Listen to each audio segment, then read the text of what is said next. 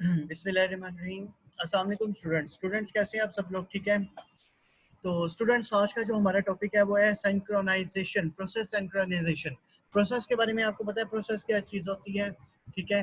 तो आज हम देखेंगे प्रोसेस को सिंक्रोनाइज कहते हैं, कैसे करते हैं, सिंक्रोनाइजेशन क्या चीज़ होती है, इसकी ज़रूरत क्यों पेश आई, why is synchronisation needed, race condition, critical session, pure software solution, hardware support, semaphores, monitors, message passing.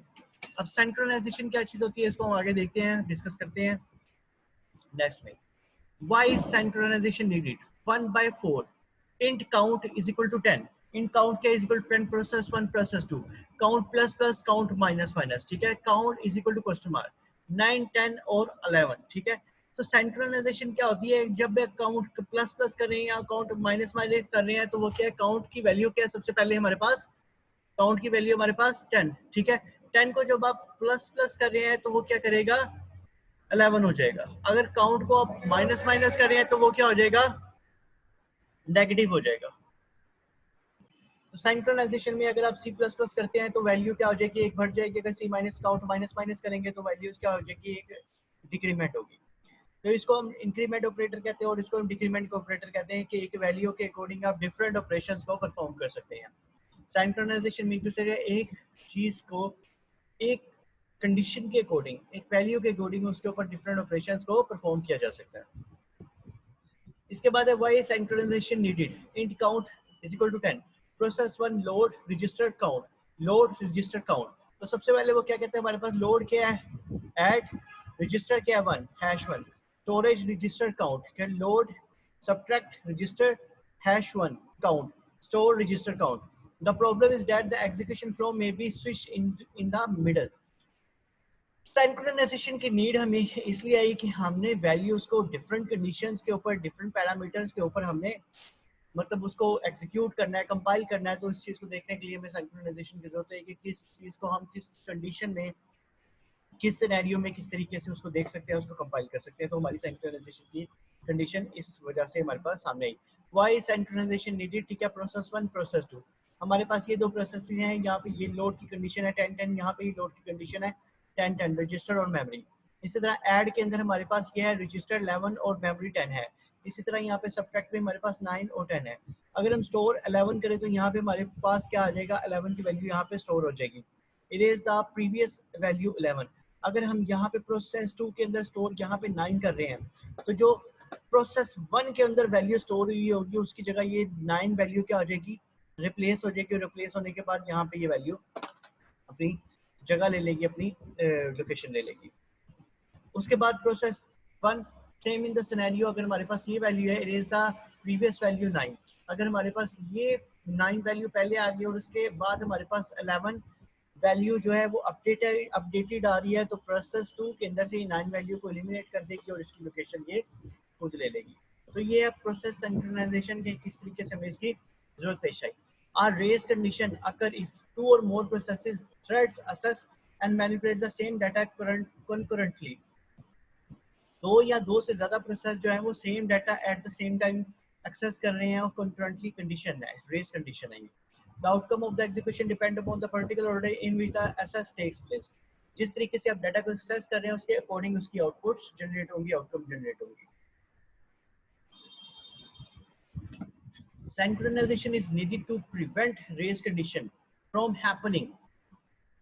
Synchronization जो होती है ना वो रेस कंडीशन को होने से रोकती है। सिंक्रोनाइजेशन का मतलब है कि एक टाइम में, एक वक्त के अंदर डुप्लीकेशन डाटा को लाना, दो कंकरेंट डाटा को लाना या रेस कंडीशन को अकर होने से वो रोकती है। सिंक्रोनाइजेशन का काम होता है। Synchronisation is a difficult topic, don't miss class. ये डिफिकल्ट टॉपिक है, आप इसकी क्लास को मिस ना करें अगर आप, अदरवाइज आप इसको अंडरस्टैंड नहीं कर सकते। Critical section and mutual exclusion. Critical section is a section of code in which a process assess shared resources। Critical section वो होता है जहाँ पे प्रोसेस जो है अपने रिसोर्सेज को क्या कर रहा होता है, शेयर कर रहा होता है। Hence the execution of critical section must be mutually exclusive। At most one process can be in its critical section at any time। कोई भी प्रोसेस जो है किसी भी सिचुएशन में क्रिटिकल सेक्शन में हो सकता है। The critical section problem is to design a protocol that processes can use to cooperate. Critical section design किया जाता है कि डिफरेंट प्रोसेसेस जो और प्रोटोकॉल जो है इसको कोऑपरेट कर सके, इसको यूज कर सकते हैं, इसको यूटिलाइज कर सके. फॉर एग्जांपल यहाँ पे सी प्लस प्लस एक कमांड है, ये क्रिटिकल सेक्शन है इंट काउंट की. यहाँ पे सी आउट काउंट माइनस माइनस है और इसके बाद सी आउट काउंट है. तो ये क्या है, तीनों क्रिटिकल सेक्शन है कि इंक्रीमेंट ऑपरेटर में क्या करेगा, डिक्रीमेंट ऑपरेटर में क्या करेगा, और काउंट सी आउट मतलब आउटपुट में ये क्या रिजल्ट शो करेगा. इसके बाद आगे चलते हैं. The critical section protocol, entry section, critical section, exit section. जब भी सेक्शन स्टार्ट होता है, एंटर होता है कोई प्रोसेस, उसके बाद उसका क्रिटिकल सेक्शन स्टार्ट होता है, उसके बाद एग्जिट सेक्शन हो जाता है. A critical section protocol consists of two parts, an entry section and an exit section. के process add हो रहा है और exit हो रहा है. Between in this critical section that must run in a mutual exclusive way. इन दोनों sections के अंदर एक क्रिटिकल सेक्शन होता है, एंट्री सेक्शन और एग्जिट सेक्शन, कि जिसके अंदर प्रोसेस की मतलब म्यूचुअली एक्सक्लूसिव वे उसकी मतलब कंडीशन का पता चल रहा होता है कि इसके ऊपर कौन सा सेक्शन इंप्लीमेंट हो रहा है, कौन सा प्रोसीजर अप्लाई हो रहा है. तो एंट्री सेक्शन और एग्जिट सेक्शन के अंदर क्रिटिकल सेक्शन फॉल कर रहा होता है. Section to the critical section problem. Solution to the critical section problem. Any solution to the critical section problem must satisfy the following three conditions. कोई भी critical section का जो सोल्यूशन है वो तीन कंडीशंस के ऊपर फॉल करेगा, फॉलो करेगा. Mutual exclusive, progress, bounded waiting. Moreover, the solution cannot depend upon CPU relative speed and scheduling policy. जो सोल्यूशन है वो सीपीयू की, कंप्यूटर के कंट्रोल यूनिट की रिलेटिव स्पीड और शेड्यूलिंग पॉलिसी को डिपेंड नहीं करता, उसके ऊपर डिपेंडेंट नहीं होता.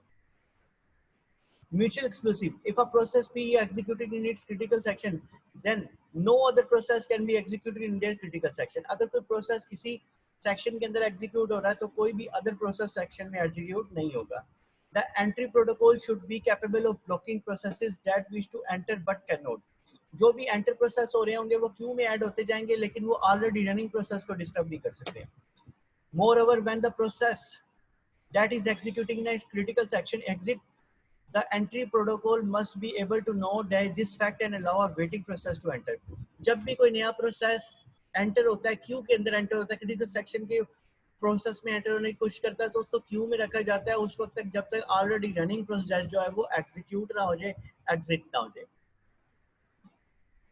Progress. If no process is executed in critical section and some processes wish to enter their critical section, then progress होता है कि अगर कोई प्रोसेस क्रिटिकल सेक्शन में वर्कआउट नहीं कर रहा तो नया प्रोसेस क्या होता है, एंटर होने की कोशिश करता है, एंटर होता है क्रिटिकल सेक्शन सेक्शन में. Only those processes that are waiting to enter can participate in the competition to enter the critical section. और हर प्रोसेस जो है वो पार्टिसिपेट कर रहा होता है, कंपटीशन में होता है कि किस प्रोसेस को किस वक्त क्रिटिकल सेक्शन में आने के मौका मिले और वो एग्जीक्यूट और उसके बाद एग्जिट हो.